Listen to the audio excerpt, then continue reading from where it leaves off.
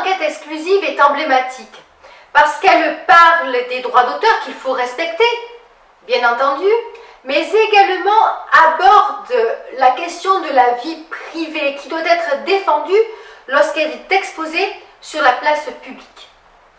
Tout commence en 2010 lorsqu'un auteur belge, Brune W, un pseudo pour l'éditeur Bruno Wachkop, publie un livre pamphlet sur l'édition belge.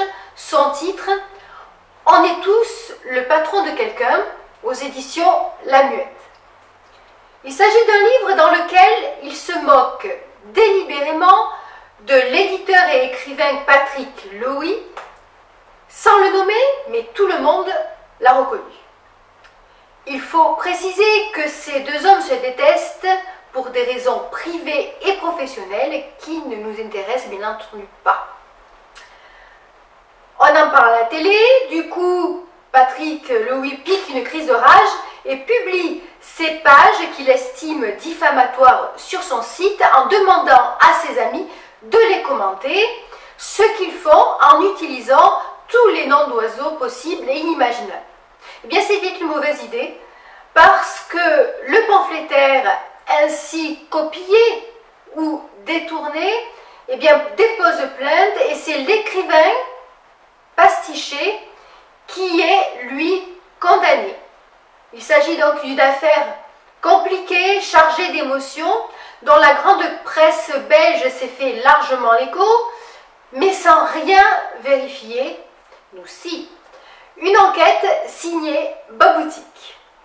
Monsieur Patrick Lowy, le 25 avril 2013, vous avez été condamné par le tribunal de première instance de Bruxelles pour avoir publié fin 2010 sur le mur de son profil privé Facebook un lien.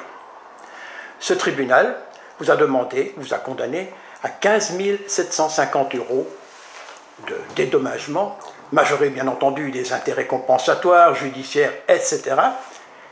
et la menace de 2 mois de prison en cas de non-paiement. Le 13 janvier 2015, le tribunal a confirmé cette condamnation en appel. A noter que le ci-devant a en outre été débouté en cassation. Il ne lui reste donc plus, en dernier recours, que la Cour européenne des droits de l'homme à Strasbourg. Patrick, c'est ce fameux bouquin qui t'a mis dans la merde? Oui, en fait, un ami éditeur m'avait signalé la sortie de ce livre. Il dit surtout ne l'achète pas. On est toujours le patron de quelqu'un. On est toujours le patron de quelqu'un, de Brune W, qui est en fait le pseudo de Bruno Wachkop. C'est ça. Et en fait, oui, il y a 14 pages. En fait, c'était un pamphlet sur l'édition en Belgique. Et en fait, Bruno Wachkop répète souvent qu'il ne parlait pas de moi dans ce livre, mais même Jacques Mercier disait à l'époque qu'on reconnaissait tout le monde. En fait, moi, je m'occupais des éditions Biliki. Il parle ici des éditions Gili Gili. En fait, je veux dire, et finalement, je me suis tout à fait reconnu là-dedans. Alors, c'est un pamphlet, et moi, je suis pour la liberté d'expression, pour la liberté du pamphlet, d'où, je veux dire, ma naïveté d'une certaine façon. Et donc, j'ai laissé ça tranquille jusqu'au jour où je suis revenu, parce que j'habite à Marrakech, et je suis revenu à Bruxelles, et puis j'avais vu une émission, Millefeuille, à la RTBF. Et donc ils étaient en train de se marrer alentour de ce livre à la télévision, à la RTBF, donc service public. Mais sans te nommer. Toujours sans me nommer, évidemment. Mais c'est un pamphlet, évidemment, oui. Donc c'est sans me nommer. Mais là, effectivement, j'ai fait... j'ai râlé, et ce que j'ai fait, je suis retourné au Maroc, et puis au Maroc, ce que j'ai fait, j'ai scanné le livre, et 14 pages, et je les ai publiés sur Facebook. Il y avait peut-être 400, 500 amis. Et c'était quoi ce commentaire? Il est assez violent, hein? Le commentaire de... que tu avais fait. Oui, donc non, j'avais fait tout un texte qui a été immédiatement censuré par Facebook d'ailleurs, donc parce que c'est pas resté en ligne très longtemps, c'est resté en ligne maximum 3 heures sur Facebook, puisque Bruno Wachkop a immédiatement fait censurer le texte et le lien. Tu dis notamment que Bruno Wachkop est un con, et je précise un con, qui s'inscrit dans un suave sadomasochisme judaïque, allusion à la victimisation de la Shoah. Donc tu as quand même été assez fort, hein? Moi, je n'essaye pas de prendre position, j'essaye que les choses soient claires. Oui, tout à fait. Lui, t'as pastiché, toi, tu l'as nommé. C'est ce que le tribunal a dit, d'ailleurs. Mais le problème, c'est que, évidemment, j'aurais dû immédiatement aller en justice et l'attaquer en justice. Pour ça, en fait, il a tiré en premier, c'est Lucky Luke. Donc, il a été en justice avant moi, en réalité. Et maintenant, que vas-tu faire? Est-ce que tu peux payer ces 20 000 euros? Est-ce que tu n'aurais pas peut-être dû tout simplement aller 2 mois en prison et l'affaire était close?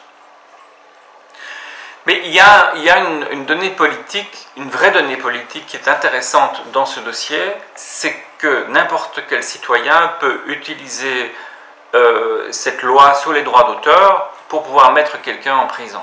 Oui, mais la loi, c'est la loi. Hein. Mais il faut changer la loi. Oui, mais pour l'instant, elle n'est pas changée. C'est ça. Mais c'est pour ça que je veux aller jusqu'au bout, pour que le jugement soit fait jusqu'au bout, et que maintenant, effectivement, il y a 2 partis politiques qui se sont intéressés au problème et que nous allons voir ce qui va se passer. Lesquels? Ça, je ne les citerai pas maintenant. Je ne les citerai pas maintenant. Moi, je n'ai pas pu rebondir plus tôt parce qu'on ne voulait pas perturber la justice belge. Voilà, c'était la demande de mes avocats, c'est de ne pas porter plainte contre ce livre avant la clôture du procès. Maintenant, tu peux le faire. Maintenant, je peux le faire. Voilà, ça, c'est l'avis, la position de l'éditeur pastiché, on peut même dire ridiculisé par ce livre qui, encore une fois, attention, c'est très important, ne le cite jamais nommément, mais dans lequel tout le monde le reconnaît. Et il ne s'agit pas ici de petites piques blessantes, non, on y va très fort. Hein. Voici par exemple comment ce bouquin évoque un des personnages censés donc être Patrick Louis. Et là, je cite. Ces causes militantes, il les épousait une fois qu'ils avaient déjà trouvé preneur. Exactement comme il avait fait avec les femmes, avant de devenir gay lesbien, en se branlant derrière la porte pendant qu'elles se donnaient à un autre. Dans les ministères, où il prenait des rendez-vous pour obtenir des subsides, on l'avait surnommé le prépuce, etc., etc. Ce n'est pas rien. Pourtant, vous allez voir que lorsqu'on creuse un peu, lorsqu'on vérifie, ce que la grande presse n'a pas fait, tout n'est pas aussi blanc ou noir qu'on ne veut le laisser croire. Alors, ce livre, de mon point de vue, est un roman qui parle de ce que c'est devenu le travail. Et je me suis servi pour éclairer ce sujet d'un monde que je connais bien, qui est l'univers de l'édition, mais je ne pense pas que ce soit un pamphlet sur l'édition, je pense que c'est un roman sur le travail. Pourtant, lorsqu'on va sur Internet, il y a notamment M. Thierry Belfroy, que vous connaissez, puisque vous êtes passé dans son émission, peut-être que vous le connaissez personnellement aussi. Non, je l'ai rencontré pour la première fois voilà. À cette occasion. Il dit textuellement, dans un texte qu'on peut retrouver sur Internet, que c'était l'occasion d'aborder sans langue de bois l'état de la littérature en Belgique francophone et surtout la pauvreté de son offre éditoriale. Brune W signe en effet un roman pamphlétaire, on est toujours le patron de quelqu'un, qui dépeint sans concession le petit milieu de l'édition francophone belge. Il ne faut pas être expert pour y découvrir quelques personnages existants dont l'auteur lui-même. Ça, c'est ce que me dit M. Thierry Belfroy. Vous êtes d'accord ou pas d'accord?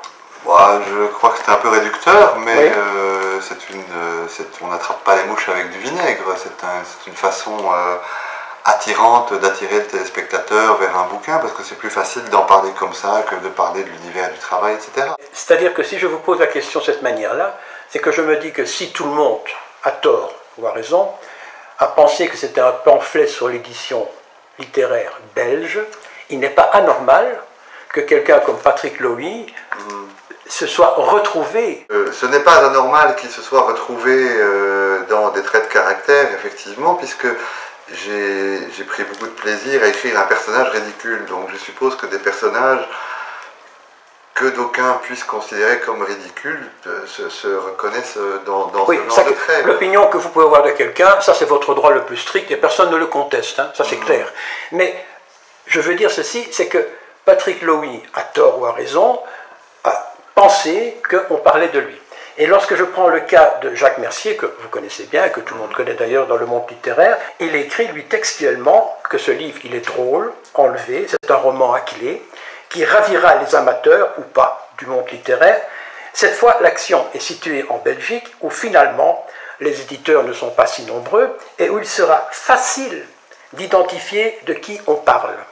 Mon Dieu, il est possible de se reconnaître aussi dans Louis de Funès interprétant... C'est ce que vous avez écrit d'ailleurs. Vous avez écrit quelque part que Patrick Lowy aurait pu se reconnaître dans, je ne sais pas moi, dans le Malade imaginaire, dans le Malade imaginaire ou dans Gaston Lagaffe. C'est ce que vous avez dit. Mais il y a autre chose. Patrick Lowy a écrit 2 livres qui s'appellent La légende des amandiers en fleurs et Au rythme des déluges. Et dans votre livre, on parle de la légende des déluges en fleurs. Ça, c'est quand même... Ah oui, ça, je dois dire que je me suis peut-être... Là, il y a un rapport direct quand même. Est-ce que ce n'est pas aussi un combat de coq? Parce que j'ai eu l'impression, à tort ou à raison, il vous a traité de Éric Zemmour à la petite semaine. Bon, lui, oui, peu importe. Lui, il est manifestement connu comme étant à gauche. Peut-être qu'il vous considère à droite et qu'il en fait une affaire politique. Ça, c'est de un. En plus de ça, vous êtes juif, ce qui n'est absolument pas ni une tare, ni d'ailleurs une gloire. Vous êtes juif comme un autre des chrétiens. Que voulez-vous dire par là? Je suis oui, ben justement. Attendez, nous allons faire quelque chose d'amusant. Je vais vous demander, parce que là, ça, franchement, ça devient touchy, votre truc. Alors, reposez-moi cette question et redites-moi ce que vous venez de me dire. Mais voilà, je reprends, parce que vous êtes en train d'essayer de faire de la procédure, je sais très bien pourquoi vous le faites. Je vous explique. Quand il dit que vous êtes juif, pour moi, c'est un terme qui ne signifie rien du tout. Parce que être juif, ça veut dire être de religion juive, ce qui est votre droit le plus strict. Je ne crois pas que ce soit ça, monsieur. Je vais rectifier. Je ne suis absolument pas religieux.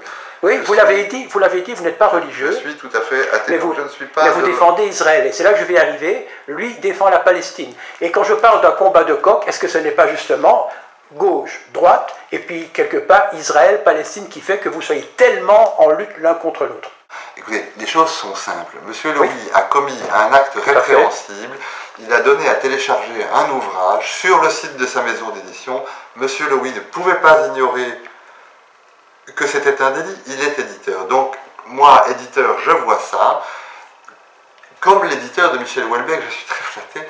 Je vais à la police déposer une plainte, point barre. Voilà, nous sommes éclairés, même si ce n'est que par une ampoule de 20 watts. Mais il reste encore une chose importante à préciser. M. Washkop n'essaie pas, dans cette affaire, de récupérer de l'argent. Sûrement pas.